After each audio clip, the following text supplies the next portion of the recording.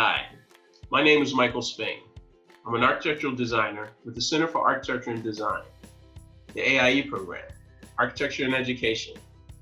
And today, with the packet that you received, Architecture Notebook and Instructions, I'll be leading you through one of the projects that are included. After this presentation, you'll be more than prepared and ready to jump into this project and make it your own. The project that they'll be working on today is Project 4, Neighborhood Planning. There are a couple things that we'll need to get this project started. The materials you'll need, of course, your kit, your architectural notebook, a scale figure that's in your notebook, some scissors, and something to write with. But the essential question that we'll ask before we get this started is, what is the architect's role in developing a community? This challenge has 6 parts. Step 1 would be understanding the neighborhood. Step 2, understanding the clients. Step 3, building it. Step 4, neighborhood planning. Step 5, keep it going. And step 6, dive into Minecraft. I'll go through each of these steps with you to give you a little more detail as to how you might be able to navigate through this project. Step 1, understanding the neighborhood. So on the first page, you'll see a list of questions where we ask you to kind of reflect on what makes up a neighborhood. What kind of buildings make up a neighborhood? What is needed there? Places to live, places to work, places to play. What are those things that make up a neighborhood? And how does the built environment meet the needs of the people in the neighborhood? So once you've built this neighborhood, once you've placed things in it, does it meet the needs of the people that live there? You have to ask yourself, am I giving them the proper facilities and places to go and be to make it a nice neighborhood? And of course, we want you to write your definition of what you think a neighborhood is. Share these ideas with your family and friends. Ask them, what they think a neighborhood is. This may help you develop a better understanding of what's important. Step 2 would be understanding the clients. Now, this is where you actually put yourself maybe in the place of an architect or a planner to understand and hear what the clients want and how you might use your skills and imagination to give them those things in a kind of structured format. So we've given you a number of clients to kind of read about and understand what their needs are. We would also want you to think about certain things that make up the community. So pretend you work for a large firm and there are 4 different committees. We've listed here: housing, commerce, which would be retail and stores, education, and recreation. We want you to pick one of those and brainstorm ways to design a structure to meet the needs of your clients. And consider where your clients want to live, what they like, what they do in their free time. Answer these questions because they'll be important in how you develop your structure. I'm going to pick one of the clients that are included here, and I'd like you to maybe think about some of the things that they might need or want as a client. I'm going to mention Mr. Jacobs. Mr. Jacobs is 44 years old. So these are some of the things that he is and does.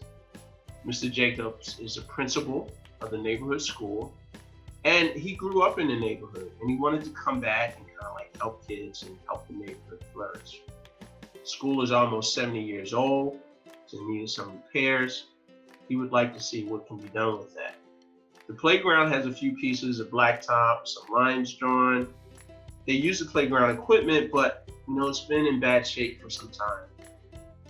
He wants to know what a new school or some businesses would help the neighborhood feel like and look better. He's not married, but he has a dog named Al, short for Alfonso, and he loves to play with Al. But Al doesn't run much. There's not a lot of space in the neighborhood. So when you look at some of the things that are important to Mr. Jacobs, what he does, what he likes to do, you have to ask yourself, what does he need to make this happen? So there are a number of clients in this packet that'll help you maybe understand how you can go about planning a place or space, a neighborhood, for people who live in that neighborhood. That would be step 2, understanding the clients. Step 3 would be to build it. So use your blank pieces of paper in a notebook as your space and as your land. And you can tear the paper out, make larger areas with it, or get larger pieces of paper if you want. We want you to just use your imagination. You can use green folded paper for land. You can use all types of things, again, to describe those pieces and things that you want to help build this community. We want you to think wildly. Just use your imagination. There are no boundaries and no barriers. But just understand what you're providing and how you're building this community.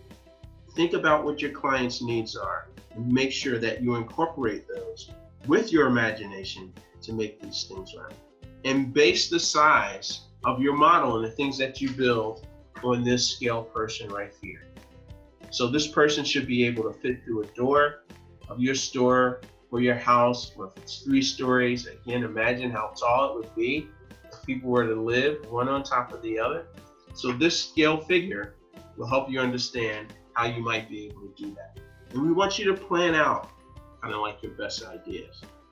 That comes in step 4, neighborhood planning. Once you've designed and built your structures, we want you to pull these structures together and think about how they incorporate all of the things that are part of your community and neighborhood.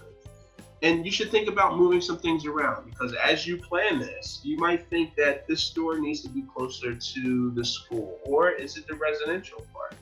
Or is the library, should that be right in the middle of the neighborhood or near the commerce place? So some of these things you'll be moving around and trying to figure out what's best for my community and where should they go. Imagine you are the client. Are your needs being met? What might you still need? So talk about what you did to make those decisions and think about how they might make sense in building this neighborhood and community. Step 5, keep going. Once you reflected on what might you do and what might you need, put some details in that model. Because when you're planning it, again, there just may be shapes and forms and things that you kind of like figure it might look like, but now you might want to put some more detail in it. Maybe there's signage. Maybe there's windows for the homes, right? The library has big columns to make it feel like a very important space. So put some more detail in that model. Keep going. And then the part that I think you'll have a lot of fun with, and actually I would be a little jealous because I'm not doing it, is dive into Minecraft. You guys know Minecraft and you have that. We want you to take that program and kind of like design your neighborhood, your place, all the things that we just talked about, how you meet the needs of your client, how you build it, how you plan it. Put that in Minecraft. Share that with your friends and family. We'd like to see it too. See what you've come up with to create your neighborhood and see how you responded to some of the needs of the clients that are there and what you think actually works. Well, that's the instruction. I'm really looking forward to seeing what some of your solutions are and how you've created your whole neighborhood. I hope you have fun. Thanks.